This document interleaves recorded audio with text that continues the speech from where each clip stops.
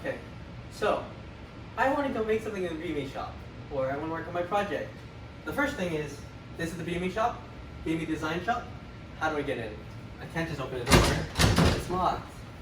You will need to work on your buzz card training access, and in order to get access to this door, you need to get trained in all the machines in here. Well, at least the major ones. The two ones that are excluded from that list are the Haas Slave and the Haas CNC, as those require an extreme amount of effort. However, if you want to, you can schedule a time with Marty Jacobson, as well as the shop trainers, and they can probably teach you how. So let's go ahead, dude. Thank you. I can keep it up so loud. I'm still recording. I know. So, once you're inside the BME shop, let's do a quick layout inspection. So, over here, we have the kiosk. And this is where you'll log in with your buzz card on this buzz card scanner. You'll see the tools that you have access to, and you can log into them. So if I log into this one, it turns on the machine. I'll log out. Just make sure you always log out so that someone who doesn't know how to use it doesn't accidentally hurt themselves by accident by turning it on without them knowing it's on. Light switches are here just in case you need to know. There's two sets. One is derpy, and safety glasses are here. So, my trusty cameraman Natasha. Cameraman Natasha. Put your glasses on. Okay. Even if you have glasses, it's good to wear them. Mine are a bit big, so don't focus too much on that. But over here we have our bandsaw. This is our vertical bandsaw. It's really good for cutting large pieces, large flat pieces, pretty well. Anything too thick might be a little problematic. You can raise it up and down a little bit. However, this is just usually good for roughing down big pieces of material, so you can put them onto other machines like laser cutter, the mill, the lathe, and stuff like that. However, you cannot cut cylinders on this saw. It will spin out of your hand. Worst case scenario, you might lose a finger. Okay? Okay. In order to turn this machine on, you have to turn the key to on. Oh, I forgot something. We're gonna log in. So let's go over here. Tap my card. Vertical bandsaw. Log in. Bam. And let's go back over here. Turn it to on. We have a speed controller here. Usually, use your own judgment when you cut things. For hard metals like steel, go slow and steady. There's speed settings on the side here. It's kind of more detailed. However, if you can come in here a little bit, you'll see things like wood, metal, aluminum, copper, steel. There's usually speed settings here for the RPM feet per minute is here. You can adjust it here. The wood and metal don't really matter too much. It's just like if you really need to go slow, you can go to metal and wood.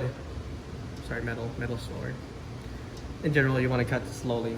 Whenever you're using this machine, the rule of thumb is don't put your hand or fingers in this circle while you're cutting. So if I'm pushing something into here, For buzz card. yeah, if I'm pushing something into here, just make sure your fingers are not anywhere where if I was pushing here, I could slip into the blade. That's what you want to avoid with this saw.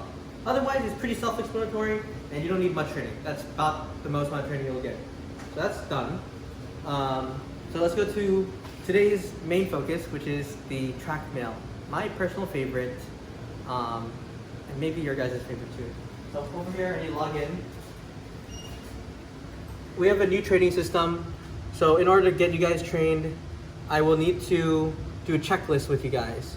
There's gonna be 2 sessions. The first one is the basic loading of the machine, and the second one is a bit more complicated, but it's not as complicated as level 3, which is not even on here. Level 3 is something that I kind of started using the most, I guess. It's like using Fusion 360 to control the machine directly with G-code. But the first thing we're gonna do today is the basics training check off. So then I would just scan your card to say that you attended this training during our future meetings. Otherwise, you might not be able to get equipment access. As long as you get access to the BME drop saw, the laser cutter, the Trak mill, the vertical bandsaw, these other 2, they're new. They're pretty easy to do. However, if you want to do that with trainers outside of the Robotics 101 time, feel free, as those are not too complicated and easy to kind of get out of the way. Otherwise, I'm going to turn on the Trak mill. So if you look at the Trak mill over there, the green one, watch the light above it. So now now it's on. The light, the overhead light turned on. Can you confirm, Natasha? Yes, can confirm. Thank you, Natasha. Okay, so it looks intimidating, but it's actually one of the. It's like a gentle beast. Shoot. Someone ran in the program and kept it there. So it's a bit tough right now. Need some TLC. So right now I'm just adjusting the axes. There's two axes. This is a manual mill, and basically what's good at is so that you can manually control exactly what you want. Let's say I have this metal and I want to put a slot in it, so like I can make like a sliding mechanism, like a bolt or something like that. Well, all I have to do is put the block in here, fixture it tightly, so that just means like kind of pinch it into the vise and put it against the table so that it doesn't move and shake around. And all I have to do is move one axis, and therefore I'll get a slot, while the head here is cutting through the material. So the head is stationary, but the table moves, so it introduces material through it. These are not regular drill bits. These are called end mills, and you'll notice a difference if you look here. This is an end mill, and this is a drill bit. There's a big difference if you kind of look closely. Can you see a difference, Natasha? One of them is bigger than the other. Now look at the closer details, please. Try and look for a detail that you're. It's the shape. The shape. Yeah. So this has a pointed V shape at the top, like that. And this is what is called a jobber because it has one job. It's good at making holes directly up and down. These guys are end mills. They can also make holes by going straight up and down into the machine, into the part. However, they can also cut sideways. So that's why these are called end mills, and they're called flat end mills because they're flat on the end compared to the jobbers, which have a point. The point's job is that whenever you actually use a drill, you're supposed to tap it and use a punch. Basically, that makes a little divot into the metal with a hammer, and the little pointy part of that would sit in that hole so it doesn't like wobble around while you're trying to drill. So let's load this one up and let's use this one. So over here, I'm gonna lower the knee. I'm gonna lower the table height. So over here we have the Z-axis. It just kind of sits here. Can you see this? Over here, it just kind of sits here on backwards, and there's a good reason, because running into this with your leg or unfortunately stomachs and below that really hurts. So we like to take that off and put it on backwards, and that way it doesn't move and it's safe for everybody. So yeah, to put it on, you just push it on, and there's the teeth right here. The teeth have to engage into each other, and then from here you just crank it down. Lefty loosey, righty tighty. So lefty turning leftwards, turning in the left direction will lower the entire knee. Do you see it lowering? It's really slow, but I think you can kind of see it, right? Yeah, I see it. Okay. I'm just trying to get enough clearance so that I can pull this tool out of here and put the new one in. This system has been adapted. So if you have previous experience with the Trak mill, it's different now. The Trak mill has been upgraded, I think. So that now you need a lot of muscle strength, unfortunately. Unfortunate. So I don't know. Some people might have a little bit of difficulty. Even I have a little bit of difficulty. But basically you need to hold this with your hand.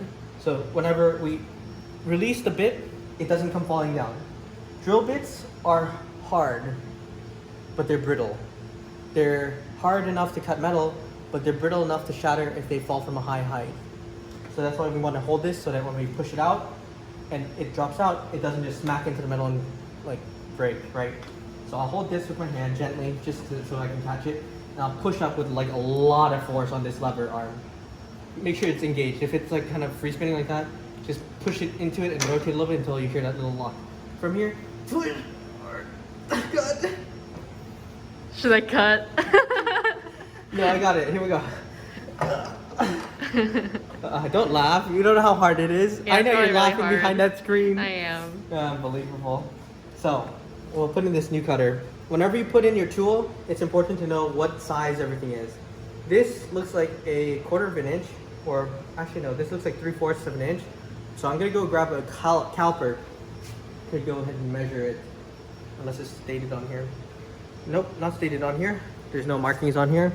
So we're gonna go ahead and get a ruler or something to get some just measurements. Most of the tools in here are inches. That's half an inch. Do you see that? Mm-hmm. Half an inch diameter. So that's the important part. We don't need to worry about that length. All we need to worry about is it's half an inch. To load it, hold it by the tool. Just be careful not to cut yourself because these are sharp. Just gentle, don't that grip it. And at this point, you don't need to worry about orientation. It's like a little collet that gets kind of pinched. So it gets pinched at the knob here. It gets pinched up here, and it starts to rotate from that point. Okay.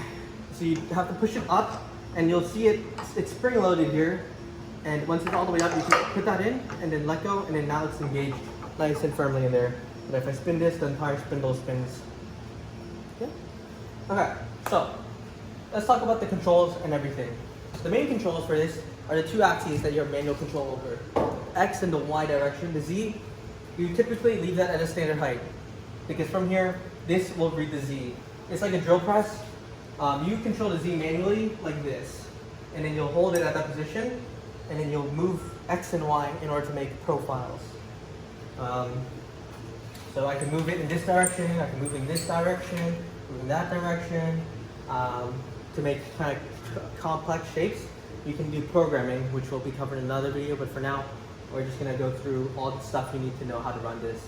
So yeah, you now know how to load the tool. You know that you control the Z by hand, manually. It's not automated. These two guys over here, X and Y, they have these motor boxes that are third-party attachments, which let us program it to move in X and Y automatically. So if I say I want a circle starting at this point, with this radius, it'll go ahead and make that. We are in charge of everything else. How fast is this thing going to be rotating? How fast is it going to be moving along that circle's perimeter?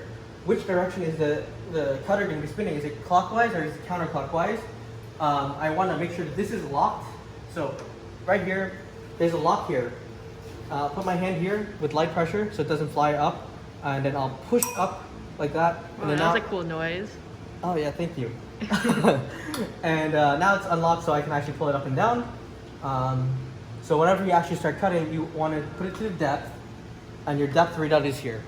So you can see right here, it's saying positive 2.45. I can hit Z on the control panel and absolute set. I'm getting ahead of myself, sorry. This will be the screen you see when you first start up the machine. From here, you go to DRO. Don't ask what that stands for. X, Y, and Z are all read out. So if I move this one, if I move this dial, the readouts on here will change as I rotate and back. This is accurate up to 5/10,000ths of an inch, so it's pretty accurate. However, it all depends on how well you are in setting up your material if you want to use it up to that accuracy. Let's see here. So yeah, that's our X, this is our Y.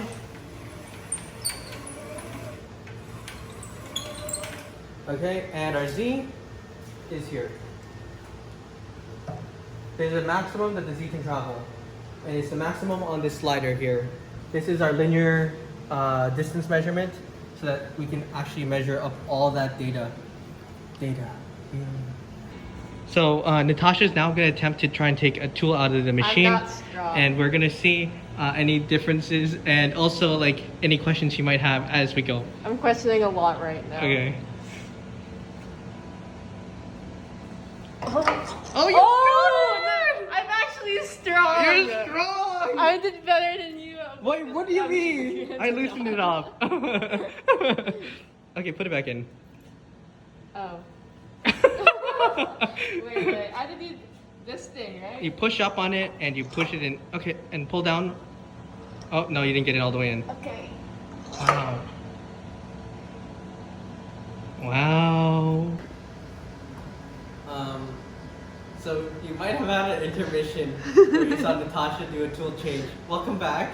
And I think the last thing I said was like it has two locks. So let's talk about those two locks. The Z-axis has two locks because it's going to go under a lot of force while it's moving around. It might be jerked up or jerked down depending on the direction it's cutting. So therefore, there's two locks for safety that make sure that this thing does not fly up or down. Lock 1 is on the right hand side. You rotate this down and you push it down all the way to lock it in. That's pretty good, but then lock 2 over here, you pull this lever out and this magnet attaches to this slider so it can't go up and down. This is important to just know so that whenever you want to loosen it, you can do this and pull this one out so you can actually retract it. And know that whenever this thing is spinning, be careful with one finger closing, because if I slip, I have a chance of running into the machine. So just be mindful. I like to just like pull it like this so there's no way of my hand getting into the machine and pulling up like that. Do not rely on the magnetic lock by itself. It needs the analog help, the analog lock here, which is just a literally metal on metal contact point that is stopping this from moving. So yeah, we have our Z-axis, our X-axis, and our Y-axis all covered. Now let's talk about fixturing. So I'll get a piece of metal. Usually you'll cut things on here that are not wood. Do not cut wood for any reason. It's dirty, like it can get the machine really messy. It needs a lot of maintenance after it, and it's just not good. So yeah, we'll cut aluminum today. So yeah, let's go find a piece of aluminum. The BME shop is nice because you find a lot of scrap material for free and you can use it to practice. Over here is our scrap bin. A lot of stuff. Now, just know when you cut metal, you preferably want to cut aluminum as it is a softer metal. If you cut steel, you have to go really slowly and you can break the cutter if you go too fast. So we're just going to stick with aluminum. This is a nice block that we can practice on for today. So if you guys find anything, just make sure it's nice and cube-like. Do not put this into there because if you think about it, if we squish it on two sides, it's only touching at one contact point or that one line on each side, and therefore it can pivot and fly out. With this, if we squeeze it into the vise like this, it won't be able to pivot like this. It'll be there'll be good even distribution of force so that it can't be ripped out as easily. So yeah, we'll go with this one. And if you aren't sure if it's aluminum, it's pretty obvious by the weight. Like, Natasha, can you please give me a testimony? This is kind of heavy. I mean, everything's kind of heavy, but this one's like less heavy. we saw how strong you were, okay? Don't put yourself down like that. Okay. Sorry, don't need to look at this. I'm just, that looked like it was gonna fit. Anyways, that's a side note. Okay, so let's go and take our piece. We call this the stock material because. I'll name it Jerry. Well, you're about to cut Jerry. What a monster. This is a vise. This one's actually one of the more useful vices, so I guess I should cover it quickly. This is how you close it, by the way. You use your hand on the back. You just like push and pull it. And when you're happy with this being located somewhere here, like that, then you grab this knob and pull back. And try and pull that out, Natasha, please. Yep, she can. So, that's gonna take it over here. And it's just important to show you guys what a normal vise looks like because now we have these kind of cool, like low profile vices that are really modular compared to any of their makerspaces. So these are called soft jaws. Well, these are called jaws, not the shark. And you basically use this tool to change how tight it is. You can also unscrew these bolts here that are holding this plate here completely off and reposition it anywhere you would like, as long as there's another one parallel to this one to go ahead and capture it. So I can set them up like this. So for this one, I'm gonna go ahead and move this one to the back. One of them is stationary. This one is stationary as there's no slot mechanism. This one has a slot. These ones do not. These ones go in the back, these ones go in the front, and therefore you have a vise. This can slide forward and backwards a little bit, and then this one is to really tighten it down, just like that knob on the vise that we saw earlier. In order to change out where these are, we need a dental pick or whatever, I'm not sure what to call it. It just looks like a toothpick thingy. It's there. Oh God, our toothpick thingy. So I'm just gonna go ahead and, I see that this was located here and here, so I'll go ahead and get this one out and put this one here. No, and then if it's too hard that way, get leverage. This is where I fast forward. Huh? This is where I fast forward. I don't know, it's pretty entertaining. the noise. Anyways, I can stop. So I'm just gonna loosen. Oh shoot. Okay, we loosened that one and we loosened this one. Ideally, you would like to clean off the surface. So you'll grab this shop towel here. You'll grab some of this. Actually, this one's better. What is that? So it's just like just clean the surface. So I'll put a little bit on there.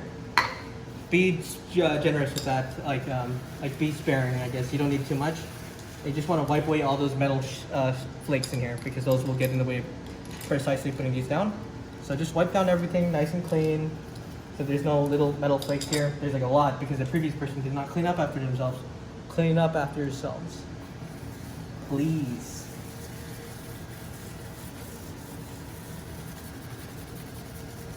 There's a shop back here, by the way. It's a vacuum.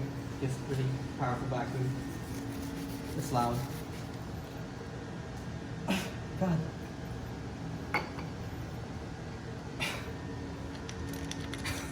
Why is it still? Okay.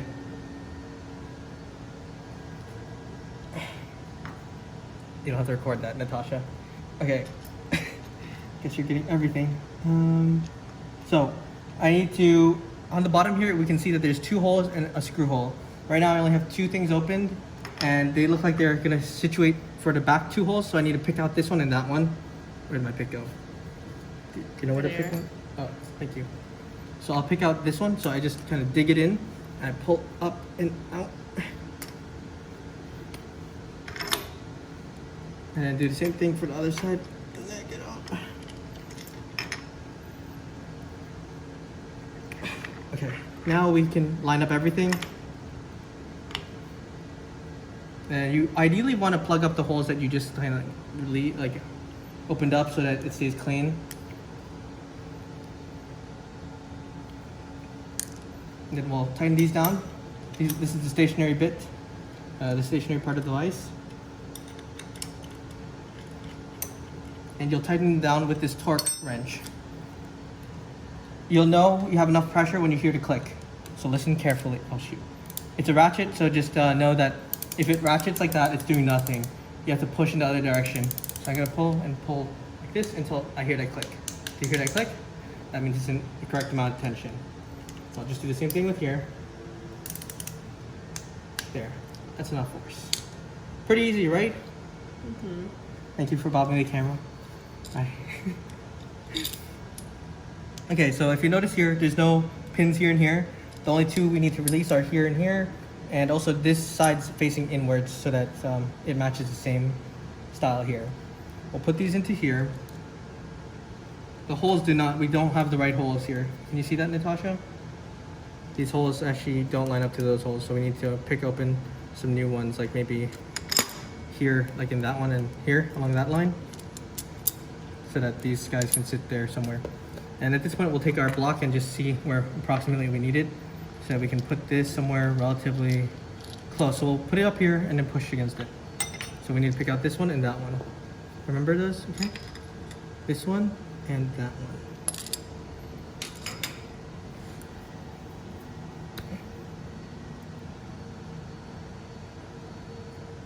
Which one did I just pull out? It was that one, right?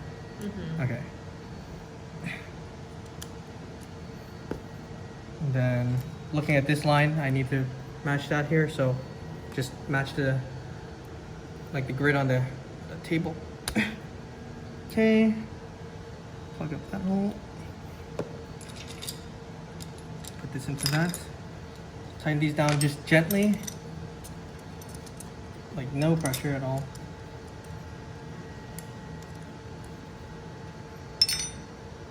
So that you can actually slide it in and out. And you'll grab your block. I'm gonna start with the part that is least machined here. I'll put it against this edge here. I'll push this one against it a little bit. And at this point, I will tighten, make sure that these are untightened just a little bit so that this can actually slide in and out a little bit on the top block instead of the bottom. At this point, we'll tighten the bottom one. Get the torque wrench, tighten it down to the same pressure. Done. And done. And then we'll tighten these down by hand.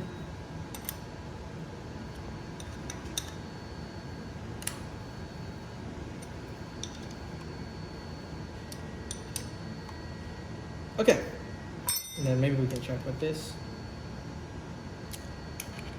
So you don't actually need to tighten these ones down as much with this. So this is the part where your in-training session will be valuable, as you'll get a first-hand feel for what the pressures we're talking about.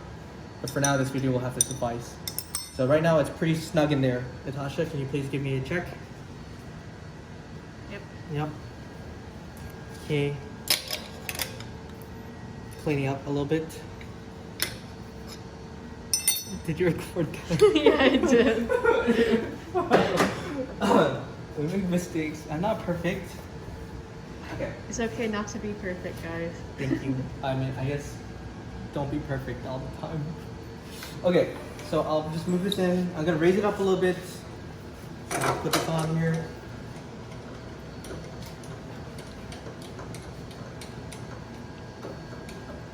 So try to start up an old car. Anyways. Okay. So let's go to the control board.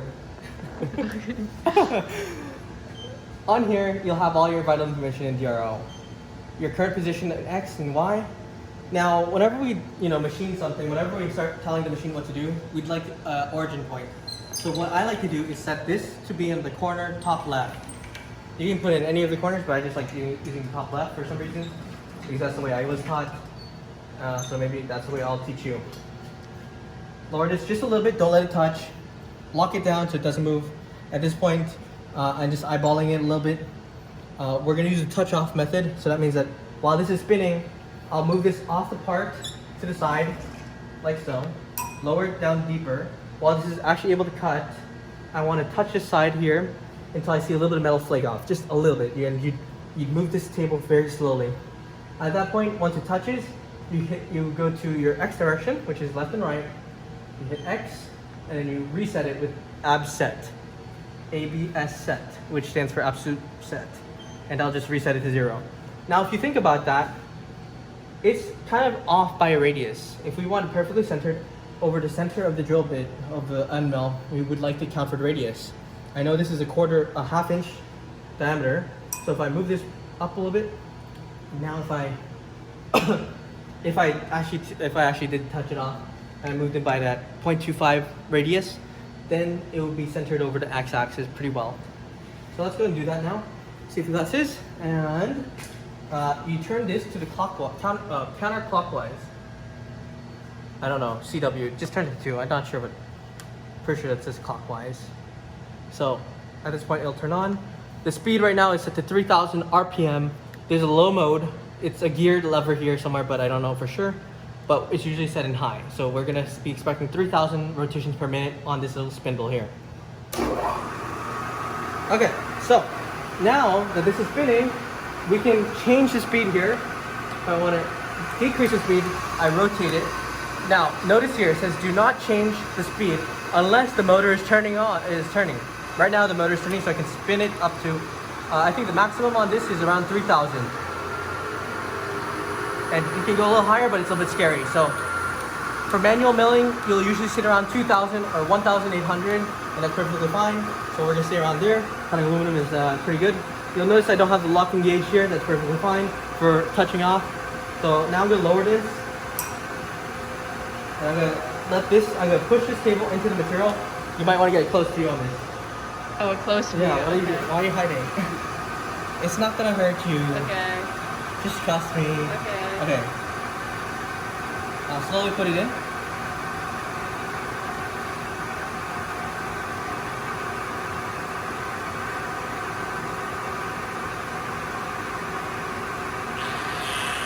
And I'll hit X, offset, pull it off.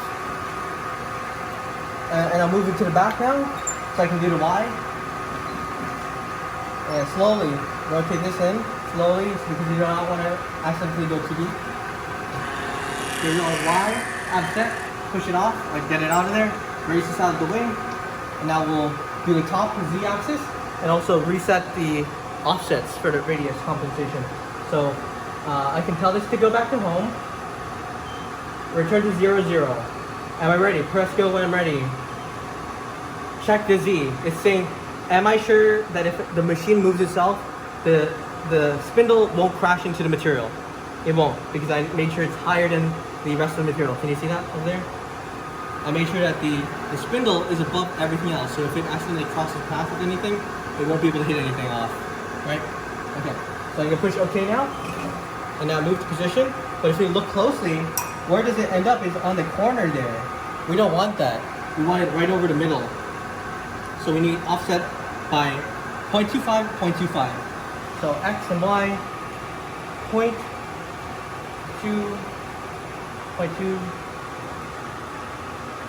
0.25. I'll hit X, reset, and then I need to move into negative, 0.25. Y, reset, and now the last one, the Z. Unlock, hold this down slowly, and do the same thing until you see a little bit of metal come off. And then I'll lock it. There we go. And Z, offset. Now I'm perfectly honed in, so I know everything about this piece. At this point, I can turn off the machine and do some measurements. So turning off the machine set to 0 here, from 2 to 0, and this is your handbrake. After you stop that, pull this down to make it stop faster. This is usually for emergencies, but I like to pull it all the time. Hopefully that's fine. Sorry, Marty, if you're watching this. Okay, so I'm gonna grab a ruler. We'll talk about using calipers and rulers. Okay, so I know that this block is 2 inches about, and it looks like 2 inches across too. Yep. So if I want a circle right in the middle, that's where, Natasha, if I use this as 0, 0. Wait, can you say that again? I did not pay attention.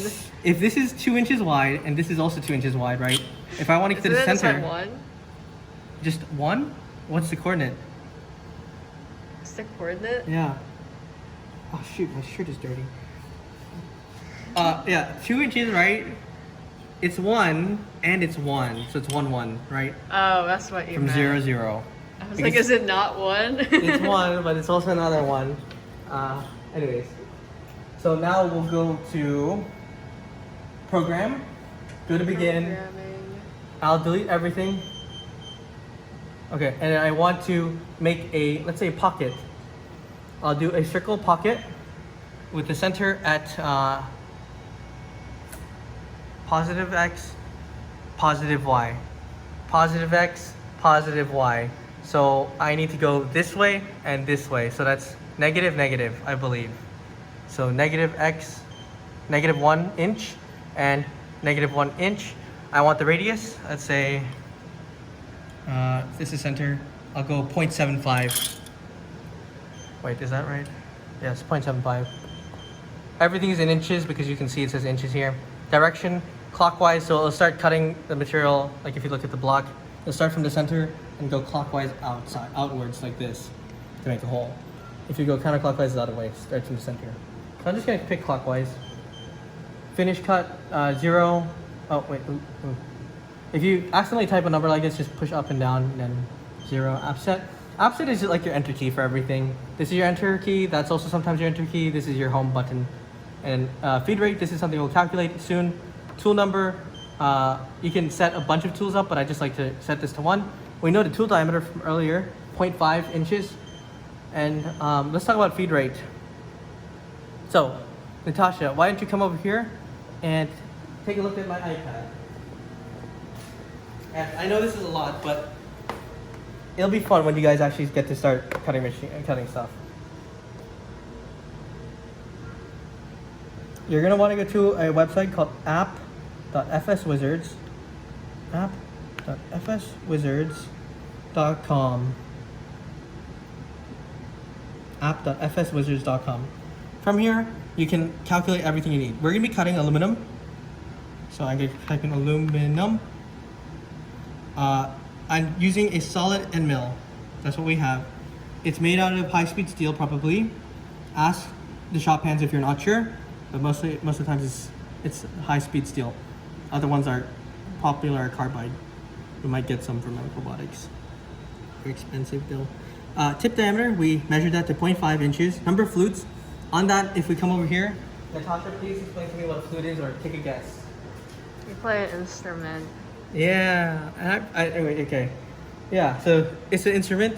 No, it's the number of spirals we have on here. So there's one spiral here, another spiral right here on my thumb, another one here, another one here, and then we're back to the indexed one. So there's total four flutes. So basically, it's four individual things that scrape metal away and eject it. That's a flute. Okay, so I need to type in 4 here. Tool stick out, we don't need to care because we control Z-axis on this machine, which is beautiful. Flute length, we don't care. In case you're doing 3-axis programming, these are important, but we're doing 2-axis because we're manually controlling Z. Corner radius, 0. Don't know what that means exactly. Ball nodes, don't worry about that. All this other stuff, don't really worry about that. These are the more important numbers, is like maximum rotation. We said that this thing can go up to 3,000. So we're gonna say 3,000. I'm gonna say cut speed is gonna be 50%. Yeah, so that's just usually what we go with here. And then over here, depth of cut. So 0.875 is ridiculously deep per cut. We're gonna say that this is 100% cutting, so that it's worst case scenario, which is like the full length, actually cutting all the material. And then from here, we can get a sense of like the depth of cut. So I'll go 0.25 inches. It sounds reasonable in my opinion. 0.25 inches down. You can use the full cutting length. RPM is around 2,000, which is what we have it set to. The feed rate is kind of slow at 14.68 inches per minute. So these are your main numbers you're going to want to get from this calculator. Your RPM, that's the spindle speed at the top of the machine. Your feed rate, which is what we type into the program. The depth of cut and the width of cut. Width of cut is 100. Just usually set that to 100. So that way you don't have to worry about doing some fancy stuff. The depth of cut is our Z-axis, how much we can go down each step. So 0.25 and 14.6. So remember those numbers, please, Natasha. 14.6 and 0.25. What? Why are you laughing? I feel like I'm not gonna remember that. Okay, feed rate 14.6, right? Yeah. Yeah, I think so. It can't be a thing, so I need to know. Yeah, for sure. And then Okay. 0.25. We have all the stuff we need, and now we can make a pretty cool pocket. If we program and look at it, we can see it's a pocket. I think our X is wrong. Oh, I think our X is wrong because it's on the left side of our home when we wanted to come over. So hey guys, so we actually recorded like 20 minutes, we all got cut off, so we're just gonna explain everything really briefly here. So, where's the little tricky tool that we use? Oh, it's over there in the blue towel. Blue towel over here. Yes. Is it not there? Oh no, it's over here, yeah, you're right.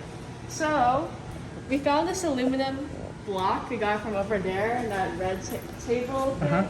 That's filled with some scrap material that you can use. And we're using aluminum because it's easier to cut. And you see that we have this by like a vise, right? A vise. Then that basically holds the block together so it doesn't fly all over the place and stuff like that. And as you see here, like we can position it, whatever. So what we did was like we popped one of these out and tried to position it so the block can fit right over here. And we can slide this too in order to make the vise like grip onto the aluminum nicely. And yeah, what else do I have to explain? Oh, the website thing? Yes. Okay, Richie, you can take it from here. Yeah, I can take it over. Did we cover taking the thingy out and in? This thing? Yeah. Yeah, we did. Okay. I recorded the thingy. Okay, I just don't remember if it was in the second cut. Okay, here you go, Natasha. Yep. Okay. So let's go over here to the calculator. It's iPad. No, you go to this website called app.fswizard.com. And basically this is a nice calculator to just give you the numbers you need. Up here in the top area here, you click here to change what material you're cutting. So I know I'm cutting aluminum. From here, I can get things that are important to me. RPM is how fast the spindle is moving, how fast the rotation of the drill bit or the end mill is rotating at. So the faster I can rotate that, the faster I can cut through material. We are limited to 3,000. The machine in the back of this BME shop over there, the Haas CNC can go up to, I believe, like 30,000. So it's pretty slow compared to most machines. However, let's go back to this. Things that we want to take note of in here is, why do I keep clicking that? I don't know. Under the first tab, you'll be like, okay, what is the tool type? There's a lot of different tool types, but The most notable one is the solid end mill. It's the ones that have the flat end and they rotate to cut things. From there, the material that usually those are made out of are high-speed steel, HSS. Sometimes they'll be made out of carbide, but those are really expensive, and we don't have them because it's too nice to have, and they'll probably break. So tip diameter, we measured this with a ruler. Just measure the end of the tip, and we got that to be 0.5 inches. We count the number of flutes. Can you please explain the number of flutes, Natasha? Based on what Richie explained last time, it's basically that it's not an instrument, but rather you rotate this around. It's the number of spirals around it. Yeah, so if you look at let's look over here at this one, it's easier to see.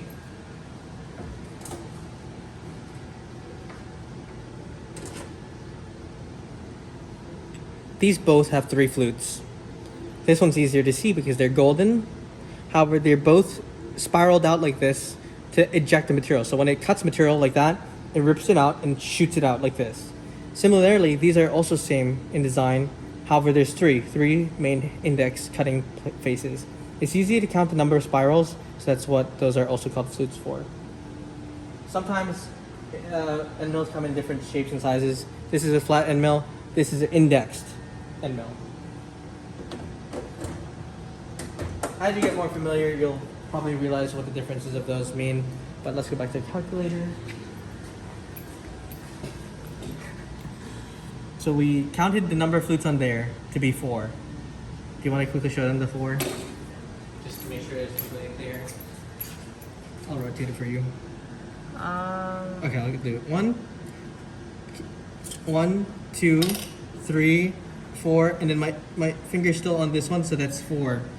Yeah. Good job, Natasha. Okay. A little less energy than last time. Anyways, 4, we don't need to worry about tool stick out or flute length because you're in control of the Z-axis. So you don't need to worry about that unless you're doing 3-axis milling.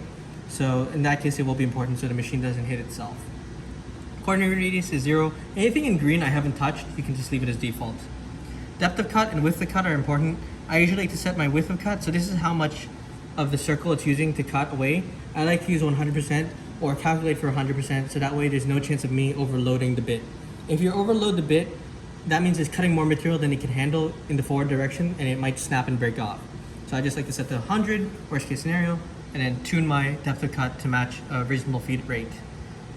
Overrides for the machine, so it's usually set to 10,000 because most machines can go up to 30,000 or even higher.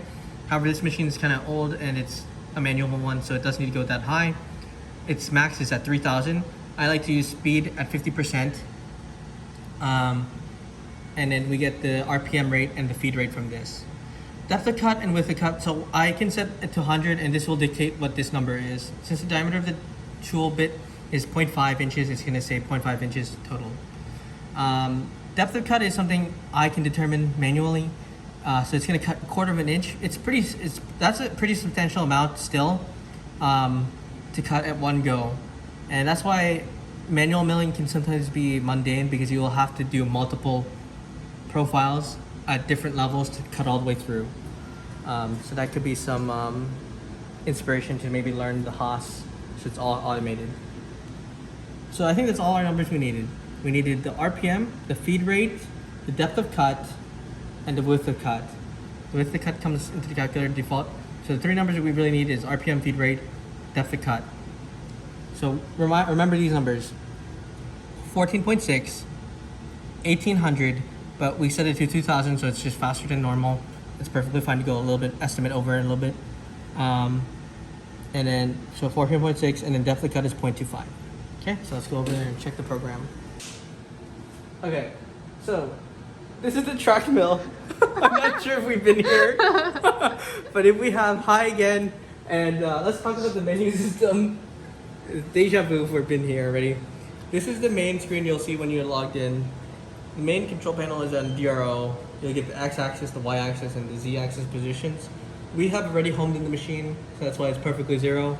However, in order to pick a new position, you'd hit X and absolute reset. AB set, ab set. So if I move it off with the X handle like this a little bit, I'm just gonna reset one of the corners. You basically do the same process on the other corner, but I'm just gonna reset it to being start from this corner, and that should be sufficient for like understanding what's happening. So, unfortunately, I already know that this cube is 2 inches. So if I just move this to 2 inches, it should be right over the corner. However, that'd be cheating on you guys. So we're gonna do the method of homing it in. So let me just show you that if I home it here to X, reset, I can now know that this is over that corner pretty precisely. Would you say so, Natasha? Okay. So, in order to actually know where the corner is, you need to corner it off. You need to touch here and account for the radius. We know this is a 0.5 inch diameter, so we'll then move it 0.25 inches on each direction and reset their positions to 0. Sorry. Once you touch it off, you hit abs. Okay, I'm just gonna do it. Glasses. Wait, I need to wear my glasses. Oh my god, the guys. Trying to put glasses on with one hand is not it. Okay, there. Turn the direction of this knob. This is your on button basically. You can go counterclockwise or clockwise. We go we go clockwise here. So turn it to the right. It's spinning at 2000 RPM. Do not change the RPM without the motor turning. So do not turn this dial unless this is moving. It's pretty obvious when it's moving or not. There's a loud sound. And just to show you guys the range, it'll make this sound when you're at the higher speed of 3000. And you can lower it down to about 2000, which is what we calculate on the calculator. Or 1800 something. But we'll stay with 2000. So now I'm going to move this off. So let's say I don't know where 00 is. Then I'd start from somewhere here. Right? I'd lower this down a little bit. And then I would just bring this over here. And you might want to get a shot from this angle here. This is a pretty good angle. Actually, not that far. We want to be able to see it touching right here.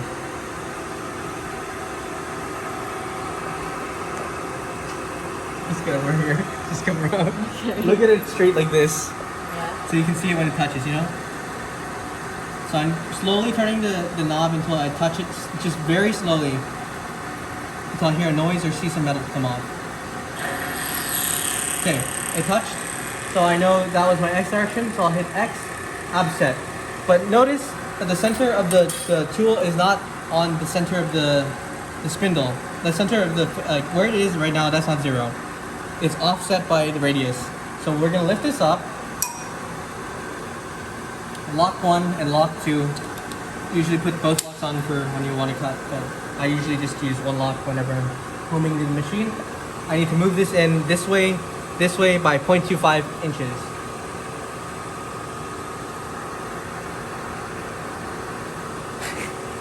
And I'll hit absolute set. And then notice if I move the Y to 00 because I've previously done the same process on the other axis already. As you can see, we've baked the cake already. If you notice, it's positioned right over the top, the corner. Perfectly cornered on the thing.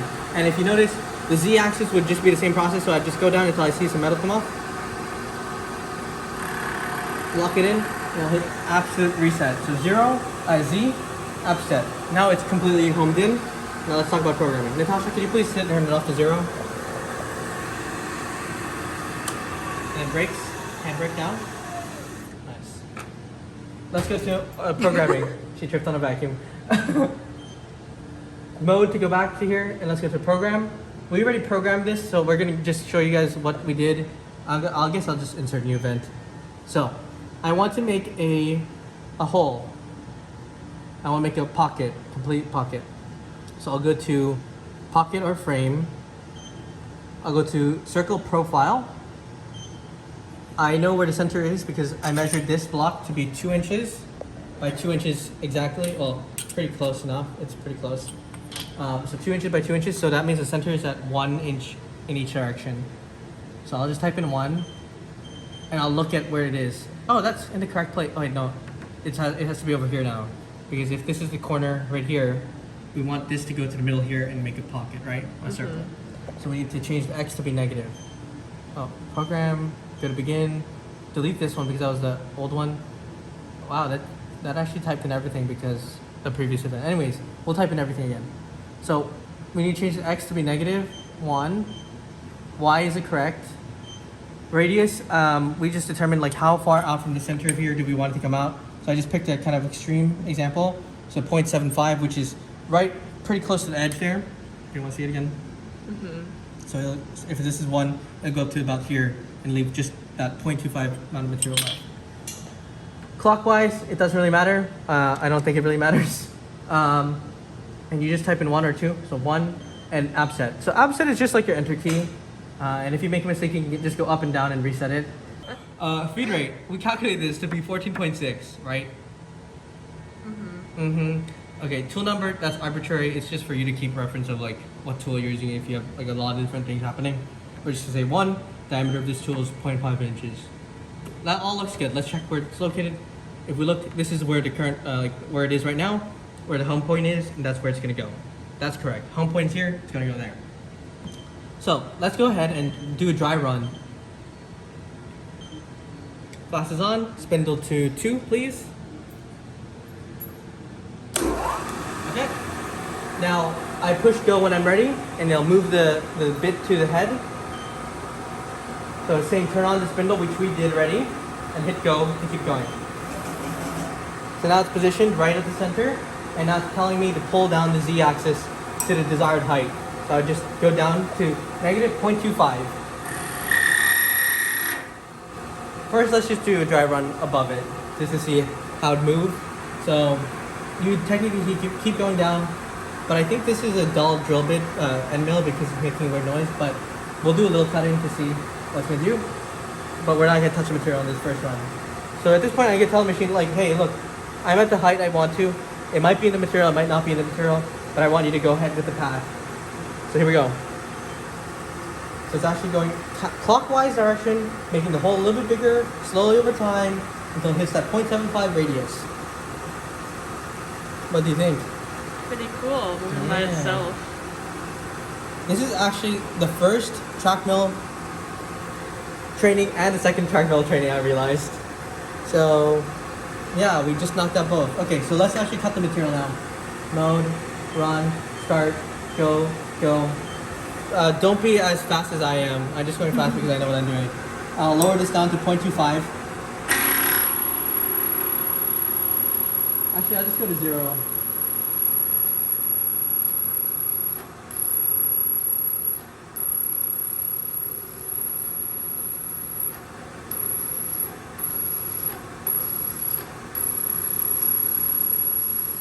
I'm going to negative 0.1 actually.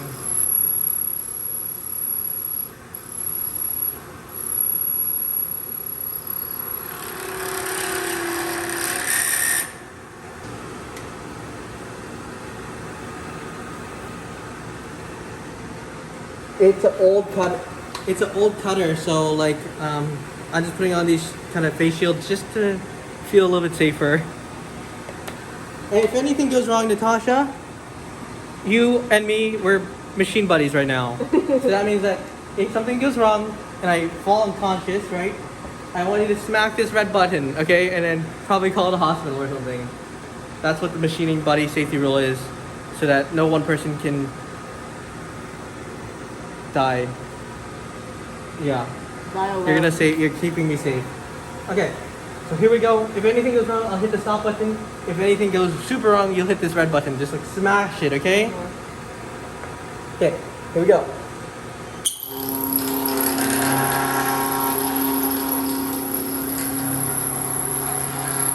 So, your tool may have came loose at a weird time. So this is how you fix it. In the case that your skirt, or I guess I don't know what to call it, I'm calling it a skirt because it fell off. Anyways, so this happened, this fell off. So basically we need to make sure it's tightened back up again. So in order to do that, we put it into this thingy here in the corner, and there's this like big slot, and you're gonna wanna like turn it until it falls in. At this point, you'll put this on the best as you can with your hand, and grab this specialized tool called the Mach 1, I don't know, tool. From here, there's these holes. You'll put this into here, and it'll tighten it clockwise, right, tighten, left, and see. Okay, and then I think Marty did something like like that for some reason. So our tool's good now. It's pretty tight, I would say. And I put it back in and resume machining. So let's see where home is. Return to 0. I'll show you again. Return to 0. Go. Make sure no one's stomachs are in here so they don't get blended or obliterated. That's actually pretty, it's still at the same place, right? Yeah. So we'll just restart the program. Go back to the mode, program, run, start, go. Can you turn it to 2 while I get my... Yeah.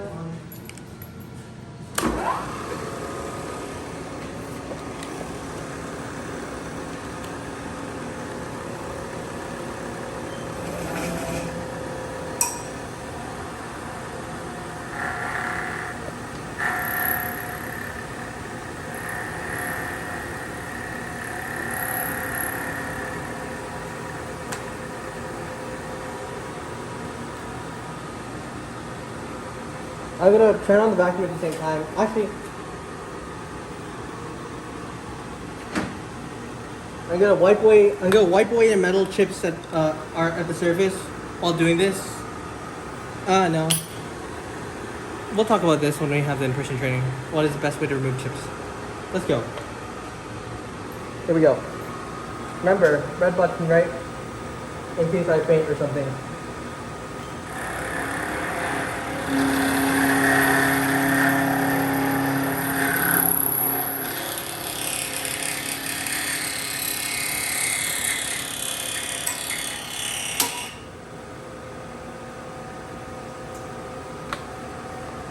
It might be me, but I think I just saw the cube tilt again. I'm pretty sure I saw it tilt. What did you see, Natasha? I didn't notice anything, to be honest. You didn't notice anything? No. I'm pretty sure I can see. If you look here on this side, there's a little gap right there. Do you see it? I'll point it on the camera for you. Right there. That was originally sitting right on top of it, like the other side. So this might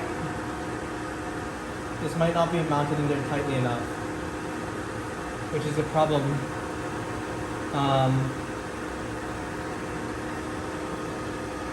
That could mean two things. That means like maybe we're cutting too deep, and there's too much sideways force. So we'll probably like reduce how deep we're cutting this next time in order to actually execute the full 1.76, 1.75 radius circle. So that's what we'll do. Okay, I'll quickly do it.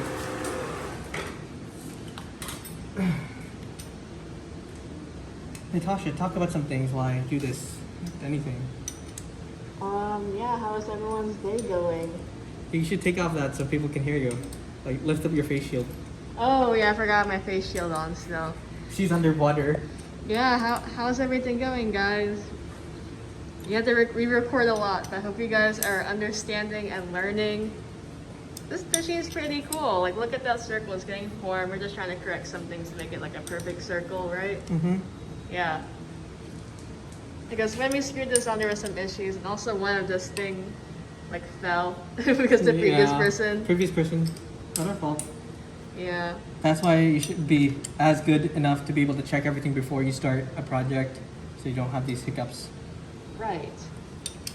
So Richie is screwing stuff. I'm just tightening it down with so much force that I don't even know. Yeah, so this cube will stay still. There's an issue we had before. It's kind of tilting a bit. Did I bend the cube at the bottom? Is Did it like, you? I don't know. I think I might have. That's how much force that I'm putting onto here. I mean, Hopefully it'll be fine. yeah, we'll do take 2. I'll try to edit some stuff.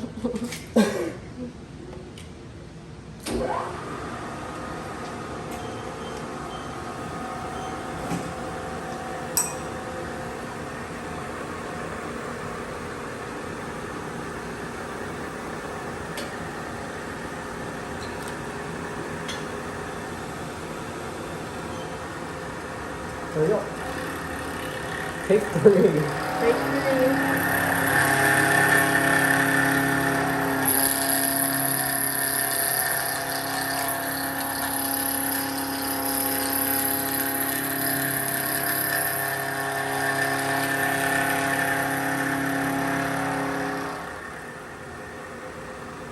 go a little deeper. Run the program again. Raise this out of the way. Go. It's running. It's gonna move it to the center point. Lower it down to the exact point I want, so I'll move to 1.2 or around 1.7, so I'll double it to 0.14. Does that make sense? I went down 0.7, so I'll multiply that by 2 for the next pass, which is another 0.7 down, around 14.1, oh, 1.4, oh, 0.14. Lock, go.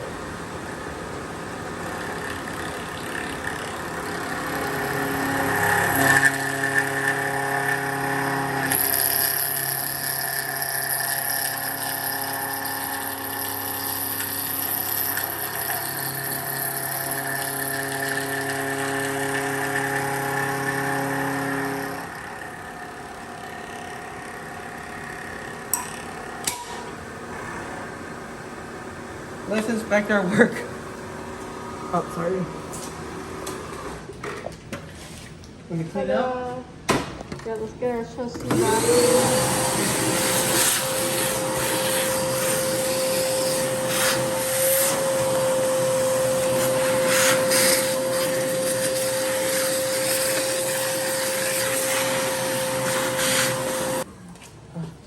Okay, fast forward, the vacuuming is done. Oh, hold on. I need to stop this. Okay, I should move it myself. It's fighting me. It's not the prettiest because, first of all, this is pretty old, I believe, so it's kind of rough. So usually it's kind of smoother. However, this is a sign of maybe it overheated because the aluminum started to melt in place. That can also be because I was over 200 RPMs faster than what the calculator told me to. Because it said 1,800 something and we were at 2,000. So maybe follow the calculator a bit more precisely than what I did. But that's how you kind of get started with this machine. This is a little, ow. It's a little sharp, guys. Yeah, it's fine. Yeah, it's just, those are sharp, so don't touch them. Learn from my mistakes. Okay, so that's the end of this video. Now you guys might be doing an in-person training with Richie. Go over that, IP. Okay, see you guys. We cleaned it up a little bit, and this is what it looks like now. Nice. I'm putting a thumbs up, but you can't see it. Okay.